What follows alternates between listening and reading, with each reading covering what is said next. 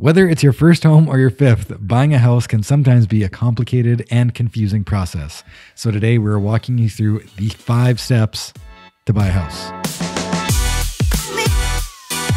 I actually don't know if it's 5 steps. It could be more. I think it's 6. But today we're going through all the steps of buying a house.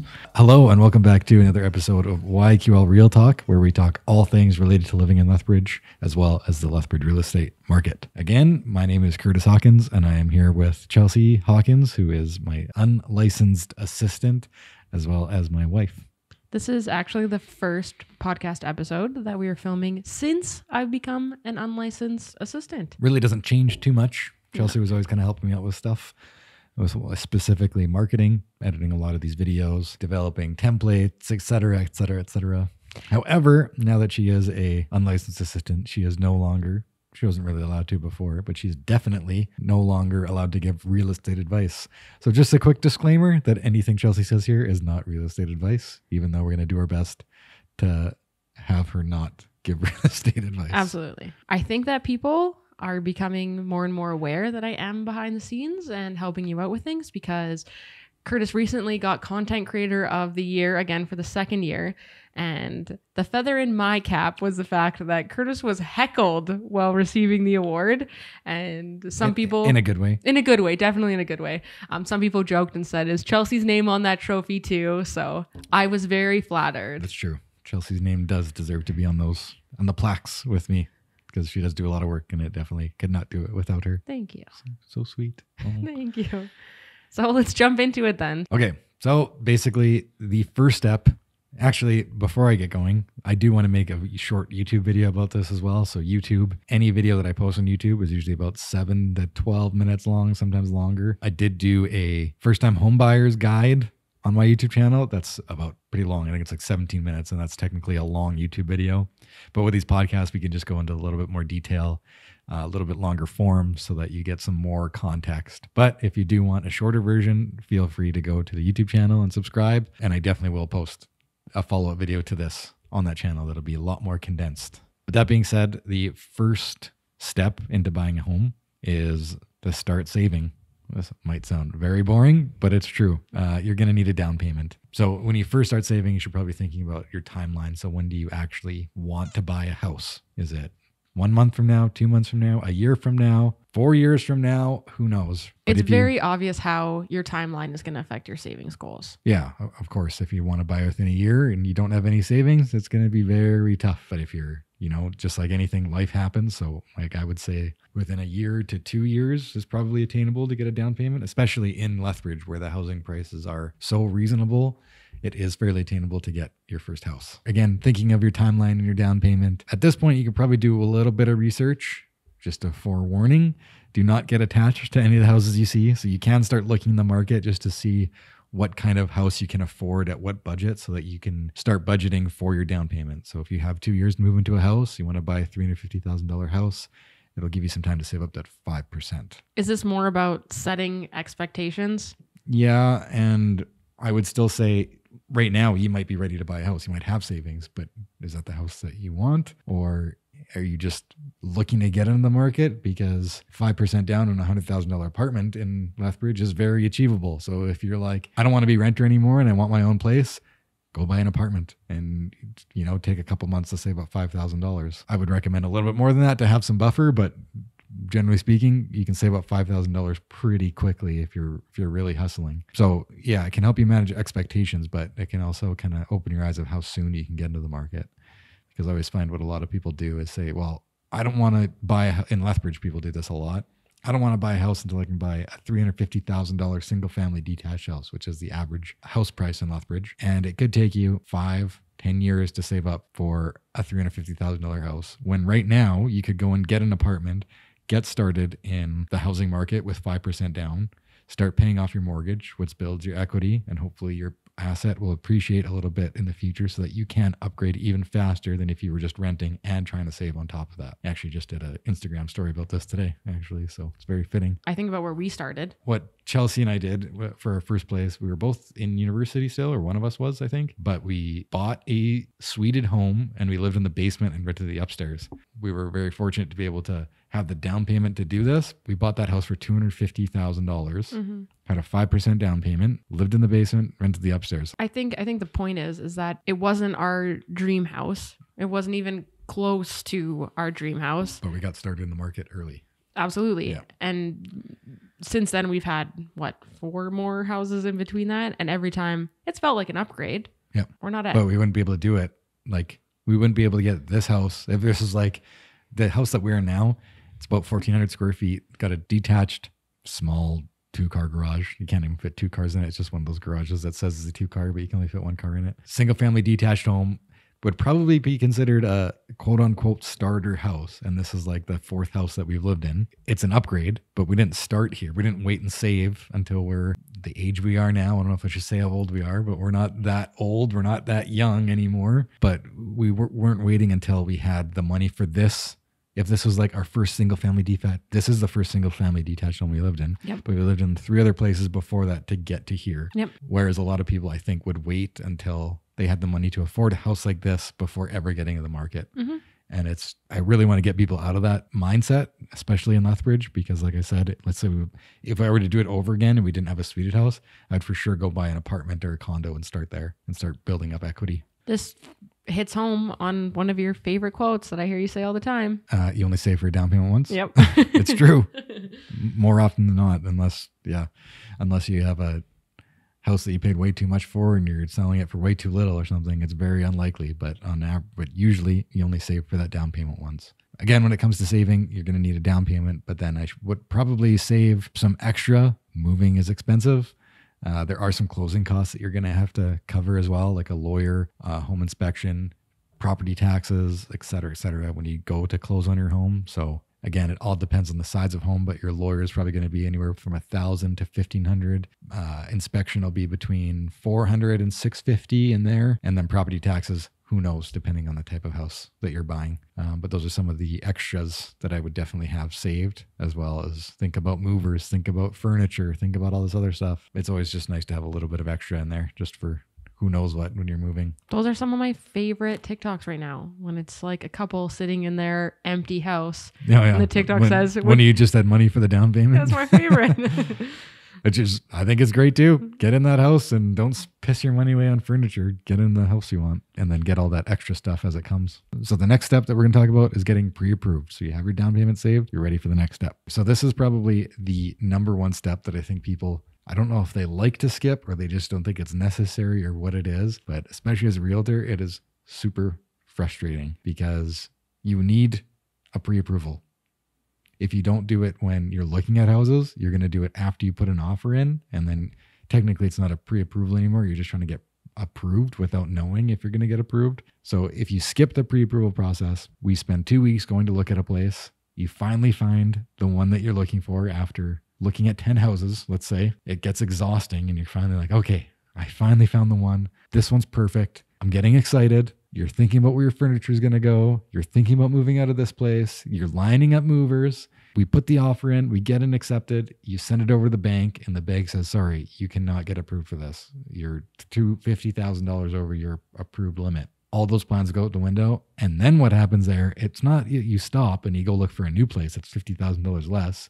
Most people get super discouraged and they stop looking altogether. And this all could have been solved if you just got pre-approved to begin with. I think people get offended when you say, do you have pre-approval?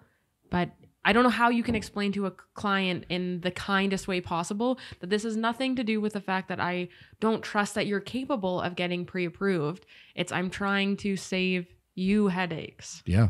And I want you to buy a home this year. And if you don't do this and you get discouraged and it puts you off buying a home for another year, that's setting yourself a year back in your financial future. It has nothing to do with me buying your house or not. Like I do business all the time. I don't need you to buy a house with me, but I want you to buy a house. So this is like the steps to go through in order to make this work. I think the other thing that people forget too is it has less to do with maybe you judging, and I'm using this in air quotations because I think that's what people think. Yeah. If you think that they're capable of being pre-approved, but there's also lots of these little hoops that they don't realize or catches. Yeah, like when you're moving from out of province, for example, and they might want a certain amount of pay stubs, or if you're moving from a different job, or you just got a new job, or you're self-employed. Like there's a whole bunch of variables that I can't control and you can't control. The only thing that you can do about it is go and talk to the mortgage broker, and he'll be able to tell you that, yeah, we have a good shot.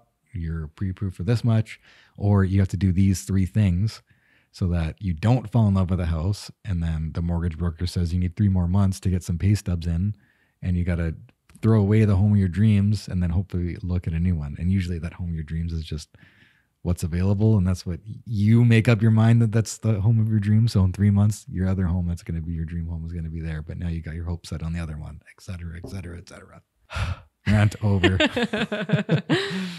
But the other thing it helps you do is also, again, manage expectations. So it tells you what you're going to be pre-approved at, so you're not looking way too high above your budget. Ultimately, it'll just make the whole process way less stressful, because you're going to know that you're approved for this amount. You're going to be able to afford it.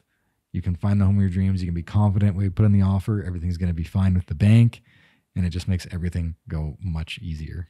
Does it help you when you put the offer in? It can, because I've even run into it, and I do know of certain realtors at my brokerage that will not accept an offer unless you have a pre-approval letter. Mm-hmm. We'll say that doesn't happen often, but if we get into the spot where it's like, I want to put an offer in, and I'm going to say, they're not accepting an offer until you have a pre-approval letter, you're going to have to go do it anyway. Mm-hmm. That can also happen. And especially if it's a really hot market too, if there's like 12 offers that go in, let's say there's 2 offers. They're both at the same price, same possession date, same conditions. One of them has a pre-approval letter and yours don't, you're going to lose out on the house. It's not just me that needs it. The sellers need it as well. The last thing to keep in mind when it comes to getting pre-approved is once you get that pre-approval, don't change your financial situation until you close on the house. Not until you put an offer, until you close on the house. Because let's say you go and get your pre-approval, you're making $100,000 a year to make it easy. They'll say, yep, you're approved for $450,000. And 2 months later, you just got a new job, and now you're making $60,000 a year. Yeah, that's going to affect your pre-approval, right? So just make sure that there's no big life changes or anything, especially even when you go and get the house. I think not only that, you could be going from a job where you make more money than you did. And your pre-approval is higher? Well, not that. The banks still say, well, it's a new job. How do I know that this is going to be guaranteed? How do I know? Yep. Like you don't even have one pay stub from this new job. Yeah. Yeah, that happens.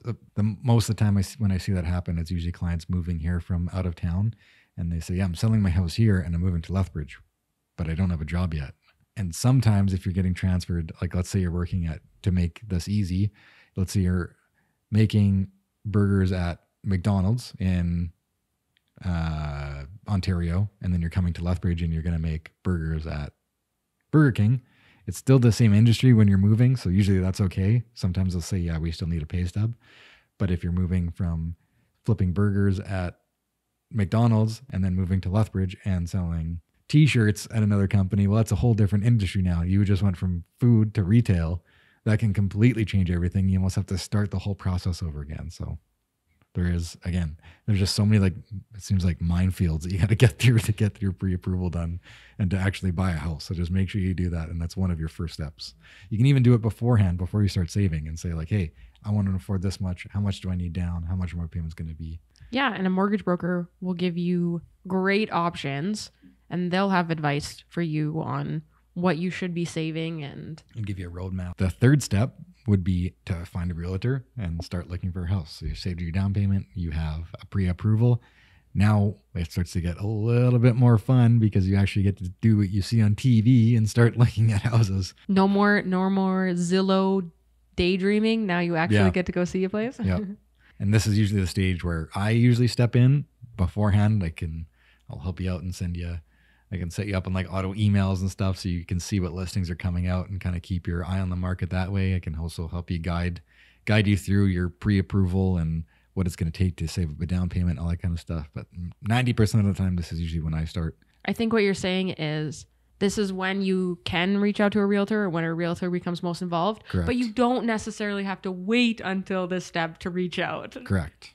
Also, that being said, reaching out early, I can help recommend some mortgage brokers. I have lots of contacts out there, so I can give you the names of some that might be a good fit for you as well. If you want to know more about this market, anything like that beforehand, that this is like the time to do it. Lots of people don't know this, but as when you're working with a realtor to buy a property, it should cost you, at least with me, it costs you nothing. Most of the time it's going to cost you nothing to work with a buying agent. How it works is when you sell your home, you usually list it for a percentage. So every realtor is on commission.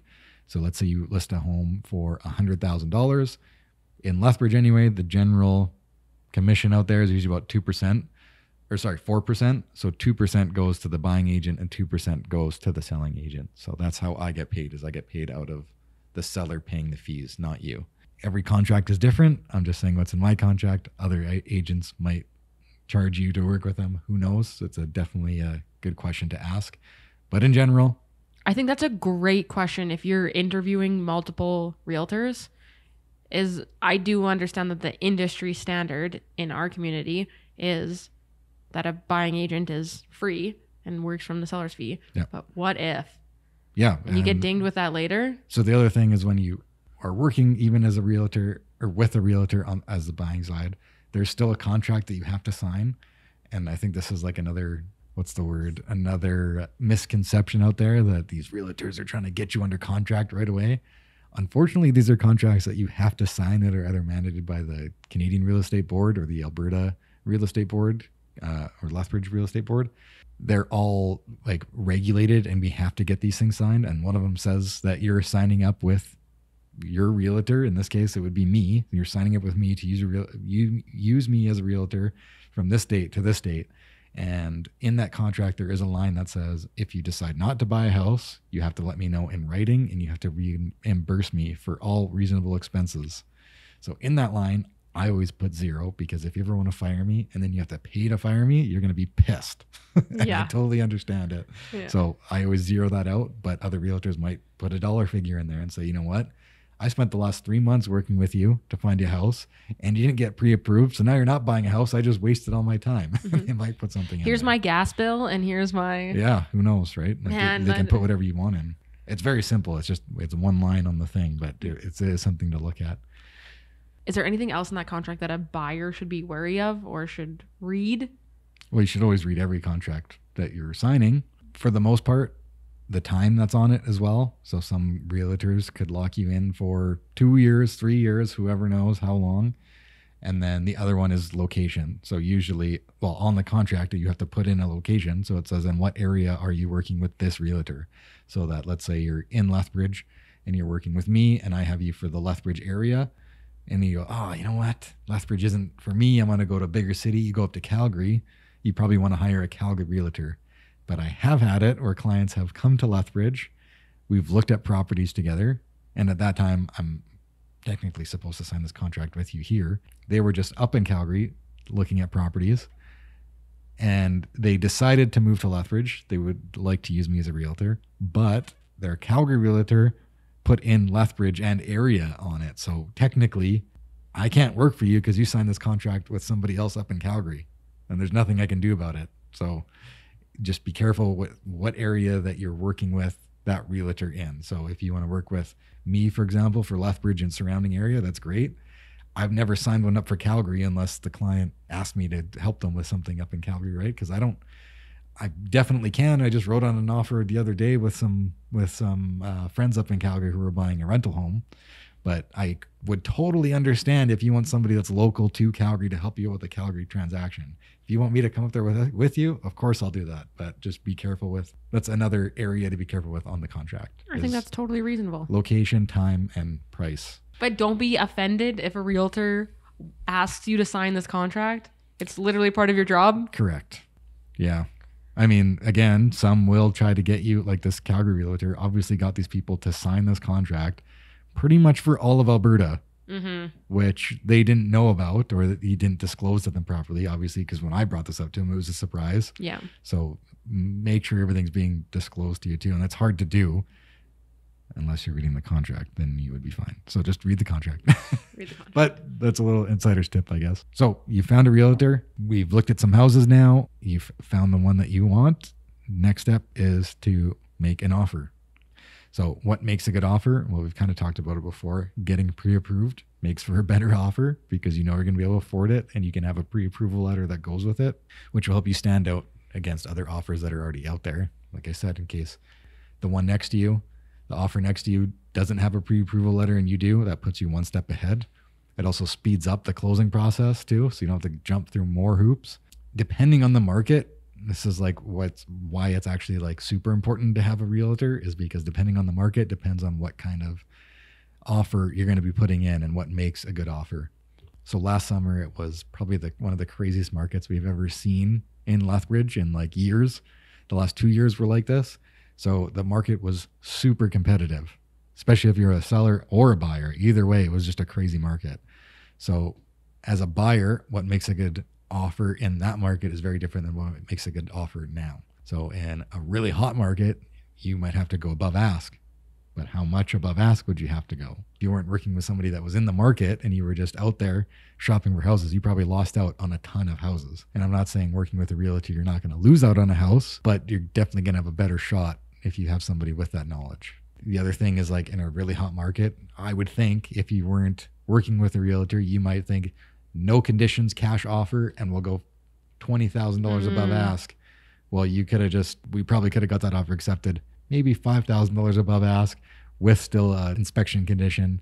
Cash offer would have helped, but you probably, in the Lethbridge market, you probably could have done a home inspection and a financing condition and gone a little bit over ask and still got the house. Yeah. But you wouldn't know that, right? So it is good because back then we were like, all the realtors were kind of in tune to each other and saying like, what's going on with this offer? What's going on with you here? What's working for you? What's not working for you? And you can all get a sense of what offers are winning, because it was really tough to nail that down, because you could go in, it used to be if you went at full ask, that would be incredible. That would be enough. And then no, you had to go 5,000 and then sometimes 10,000, sometimes 25,000. Not often, but it happened. So it also depends on how many offers come in. Absolutely. Like if there's like 10 offers, you have to go more than if there was just 1 or 2 offers. Talking about working with a realtor who's local, didn't you have a house in Lethbridge that was listed by a Calgary realtor? Yeah. Yeah. And they played the game a lot differently. So we had a buyer that was looking to buy this house. And in Calgary, during these crazy months, crazy years, they would underprice a lot of their houses and then just let it go to a bidding war and have the house sold in like 2 days. And most of the time when you do that, you get the same amount that you would have just gotten just listing it at the normal price that you want. Mm-hmm. But I guess it's less work if you do it that way and you get the whole bunch of bidders in. Mm-hmm. A little bit risky in case you don't get that price, but it can also turn out really well if you get more than what you wanted. I just found it interesting how, like, we're only 2 hours away from Calgary, but the difference on how the strategy was working was dramatically different. Yeah, so this one was way underpriced. It worked. There was like 15 agents day one, and I think there was like 7 offers, and we ended up winning it. Mm-hmm. But that one was a nail biter for sure. But yeah, generally, and if I didn't know what I was doing, I could have walked into that house without a realtor, put an offer in at full price or even 10,000 over and thought I was going to get it. Mm-hmm. And they didn't. And we had a financing condition and an inspection still. Mm-hmm. And we still won the offer. So that was what it was like in that type of market when it was a really hot market. Now things have changed quite a bit. In this type of market, you can probably expect not to pay full price. You can probably expect not to be in competing offers, although we're seeing them here and there. Again, that's going to depend on what kind of house you're looking at and how long it's been in the market, et cetera, et cetera. So when you're negotiating then, what's a reasonable negotiation? Right now in this market, anywhere between 2 and like 4%. So last month we saw a negotiating rate of 4%. And again, that's just the average. Some are going to be less, some are going to be more. But on average right now, I think it's about 3 to 3.5% of ask price. So let's say you're listed at 100,000, you're probably going to be paying 96,000 or 95,000 or something. There's a little bit of negotiating room. Again, depending on most of that comes down to what the house is priced at, what are the comps coming out at, how long has it been listed. There's a whole bunch of different variables that always go into it. Mm-hmm. But on average, 3 to 4%. How long do negotiations typically take? So when you put in an offer, on your offer, when we write an offer, there is an expiration date on that offer. So we could write it at noon and it could expire at 8 that night. Oh, so you'd have to go back and forth. Quickly. If there's back and forth, it would go quickly, yeah. Typically speaking, it's usually about a day. Okay. Until you get an accepted offer, not until the offer's final. I feel like the negotiation process and actually getting the offer accepted is probably the most like stressful or nail biting time. So it's reassuring that it only lasts like a day, that you have the stress going on in your brain for only a day. But again, it all depends on what you're trying to do with the offer. So if there's some different like strategies out there. Some of them work, some of them don't work. Let's say there's a house listed for 500 days on the market and you want to get a deal on it. You might put an offer in and only leave it open for a couple hours, right? Just to give them some pressure and see if they'll accept it right away. Yeah. All depends on the buyer or on the seller situation, if they're going to accept it or not. But that's one of the things I've seen. You're patient. You want a good deal on it. You want them to think about it. Maybe you'll still lowball them and leave it open for a couple days, right? So it just depends. Sometimes the seller says, hey, leave it open for 72 hours. I'm out of town, or it's going to be difficult to get a hold of them. Older clients that live in their house that are moved out into a home and they can only be contacted by in-person neighbors. Pigeon. Yeah, basically.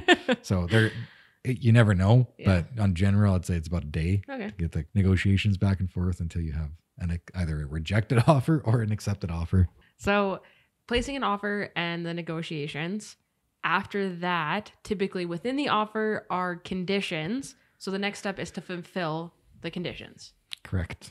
The most two common conditions that you see down here are a financing condition and inspection condition. So a financing condition means that you're going to get approved to buy the home. I know I already said that you need a pre-approval. That is not the same as an approval.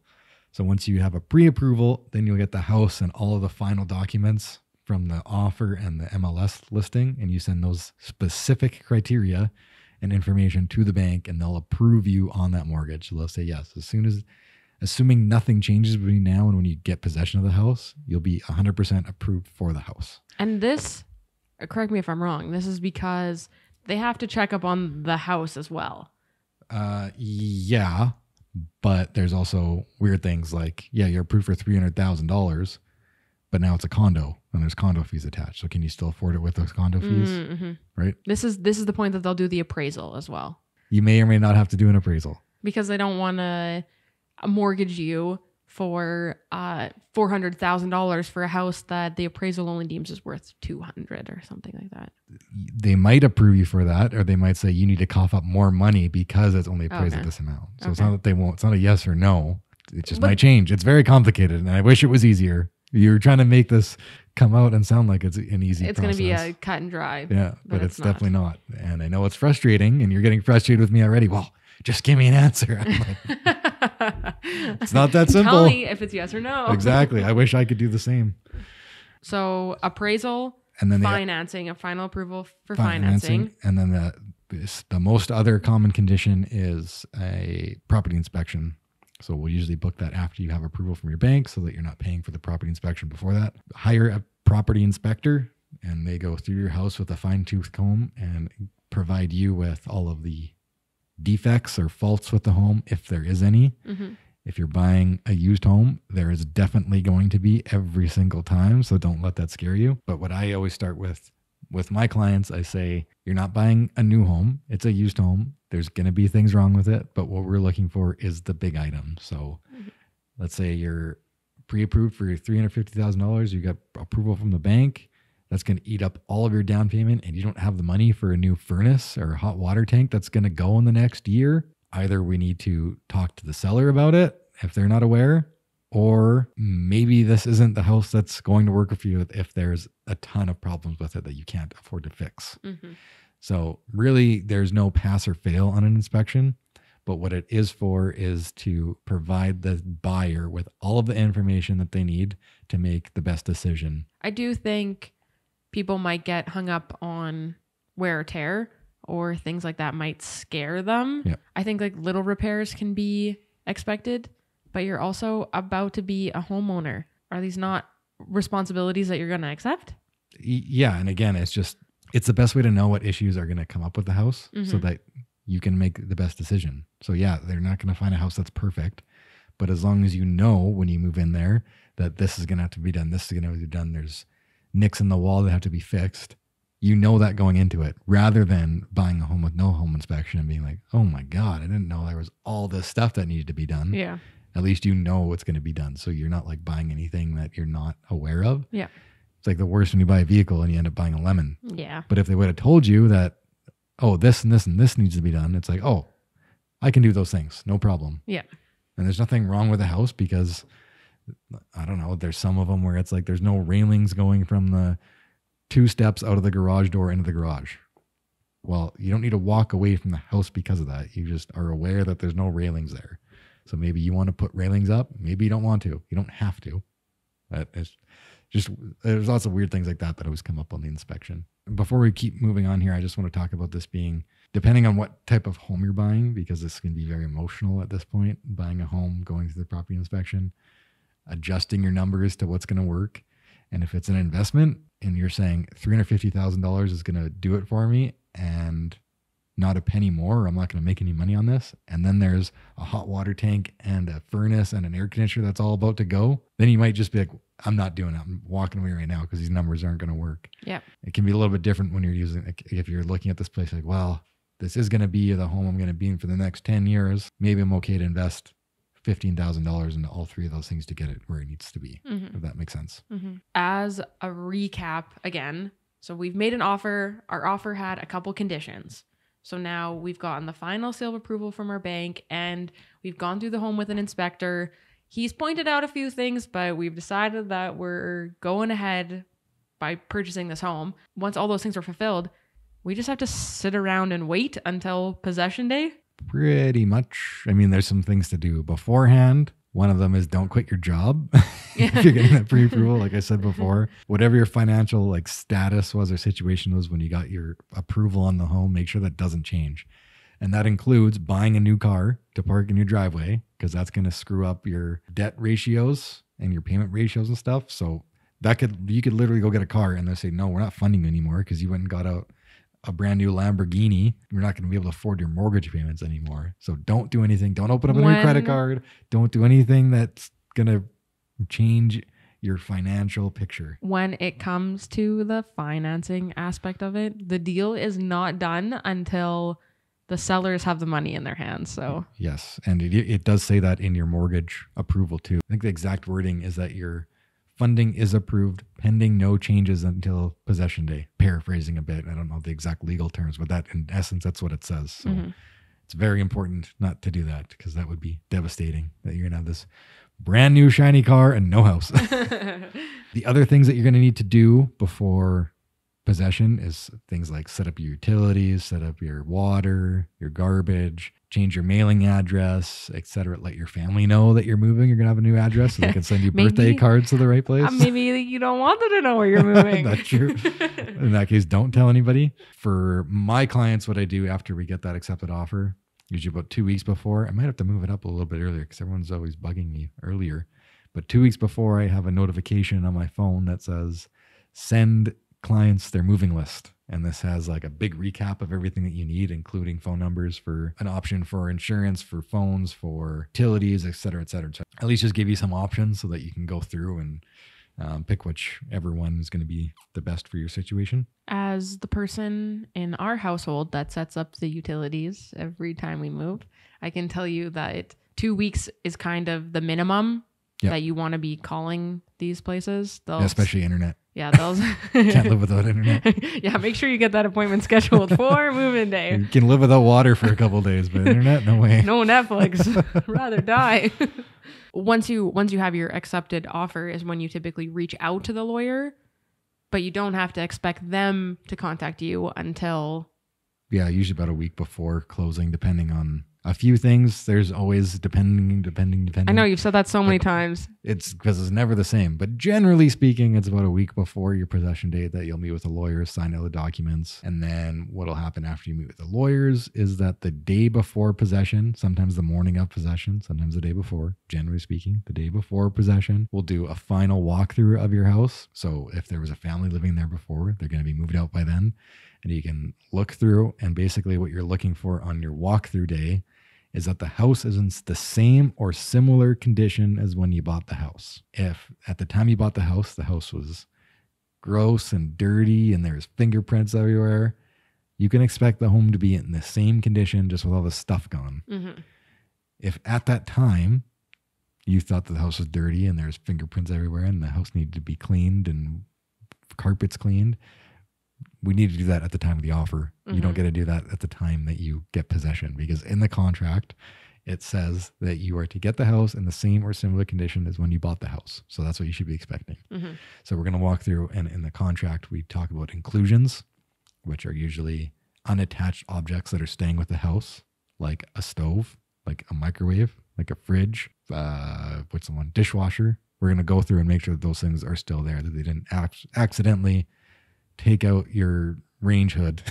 I don't want to open like a huge can of worms here, but what happens if you do this inspection and you go into the house and the stove is missing, or there is a massive hole in the wall that's going to require you to re-drywall, or something dramatic has happened?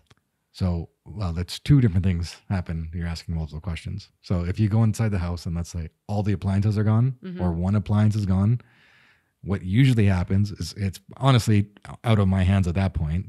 Like, there's nothing that I can specifically do, but we'll have to get in contact with the lawyers, and then you'll have to tell the lawyer that, hey, we just did the walkthrough, but we're missing a $2,000 fridge, let's say. And the lawyer will say, okay, well, what's going to happen tomorrow is we're going to, again, I'm not providing legal advice, so talk to your lawyer. What usually happens is that there's a holdback. Let's say you're buying this house for $300,000, but you're missing a $2,000 fridge. So you're going to do a holdback, which means you're going to send $295,000, and you're going to hold back $5,000 until you get a fridge back. So either that fridge, or they got to buy you a new fridge and stick that in. And then once they stick it in, then they get the rest of it. Then you get the rest of your money back. If we do the walkthrough and there was a pipe that burst and the whole place was flooded, then the seller's insurance still covers the house up until possession. Okay. So if there's a big flood, we didn't have a flood happen, but we had a pipe burst in one of the possessions last summer. He wasn't living there. He was up in, I think he had moved to Calgary or something. So the place was vacant for a while, and he was having somebody go over and check it every so often. And then they found this leak, and there was a big patch of drywall that was drywall and trim that was water damaged. So we knew where the leak was coming from. So yeah, they had to cut, they still got possession. They cut out the wall. I think they ended up doing a credit to the seller or to the buyer in order to make this work, because he was already doing, it's kind of a weird situation, but he was already doing renovations at his house. So we already had a contractor in. So we said, well, you know what? We already have a contractor here. Why don't we get a quote? We'll get a quote from this contractor to see what it'll cost. And if you give us a credit of this amount, then the contractor can just come in, have it taken care of at the same time he's doing these other renovations. Does that work? Yes. Okay. So he did a little bit more negotiation. Okay. Got it all squared away. But let's say he didn't want to do that, then it goes to his insurance, and his insurance has to pay for it. So I guess to sum up this rabbit hole that I made us go down, is that never ends. Is that this walkthrough inspection is to make sure that it's in same or similar condition as quoted. I tried to make it easy. As quoted. And if it's not, then that information goes back to the lawyers. Yes. So that the lawyers can then basically work it out amongst themselves. Most likely. I mean, we caught the one I'm talking about specifically. We caught this leak early on before it got to the lawyers. So then we just dealt with it rather than having it go to the lawyers. They were good enough to say, yeah, it obviously needs to be fixed and we're under insurance. So what do we want to do? And then we came up with a solution. So there's usually always a solution. Lots of people at this point, if let's say you were moving in and the pipes burst, no one's happy about it, because those guys want to still sell you the house. They didn't get your money. Yeah. If they're trying to pull everyone thinks they're getting a fast one pulled on them if something like this happens. I can promise you that most of the time, everybody just wants a solution to it. So there is always something to do. So now... But it could be very stressful. Could you imagine if you didn't have anybody that knew what they were doing? So stressful. So stressful. So now we've given the seal of approval. The house is in same or similar condition. Yep. We've told our lawyers you can go ahead and release the funds. Yes. On possession day, when do I get to take possession of my house? Well, it depends. Everybody's favorite words. In the contract, it says noon. But really, it's when the seller's lawyer receives the funds from the buyer. Whenever those funds get transferred from that bank to your buyer's lawyer to the seller's lawyer. Once the sellers say, yes, we've received funds, then they contact me and say, I can give you the keys. Okay. Sometimes it happens at noon. Sometimes it happens at 9 a.m. Sometimes it happens at 5 p.m. There's things that I can't control, and what time the bank sends their money, I cannot control. When the seller's lawyer picks up their phone and says, yeah, we've received the funds. They could have received them at 9 a.m., but they're not calling me till noon. I can't give you the keys until then. So there's been lots of times where the lawyer said, yeah, we've sent the funds. They'll be there in 15 minutes. And I don't hear anything from the seller's lawyer because the seller's lawyer is on an extended lunch. There's nothing I can do. I know the money's not there, but I have one job. It's not to give you keys until it's there. It's always frustrating. So the one thing I would say is if you are moving in on the 1st at noon, quote unquote, don't book a carpet cleaner for 9 a.m. Don't book a carpet cleaner for noon. Don't book it for 1. Book it. If you're going to book it that day, I would prefer you book it the next day, but book it at least at like 4 or 5 or something. Like give you some room, because the last thing you want to do is have your carpet cleaner there tapping his watch, waiting to get in, and you're paying him $200, and now you're paying him another $60 an hour to sit in his car, watch TikToks. Yeah. Same thing with movers. Try to do it the next day, or at least late in the day, because it's not going to be my fault if I don't get you the keys, and it's going to cost you more for these movers. So it's just a word of caution. Good point. But that being said, once you have the keys, it's all yours, and you can do whatever you want with it. Woohoo! And I wish for a lot of these I could just say, so what happens in this case? Oh, A, B, and C. What happens in this? A, B, and C. But it's like a big snake. So it starts here, and then it's like, what's that book? Choose Your Own Journey or whatever? Choose Your Own Adventure? Choose Your Own Adventure. So if you go right, well, there's a bunch of options that might happen, but you don't get to choose them.